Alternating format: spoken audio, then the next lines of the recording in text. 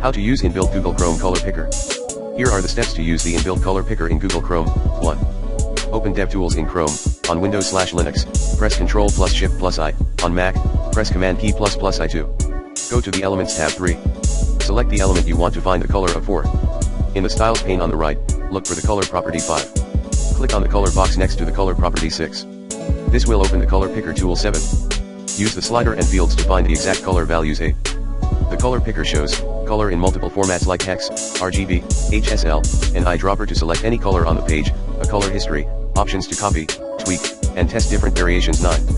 Adjust or copy the color as needed before closing the picker. The color picker is very useful for quick access to computed colors and values used on a web page.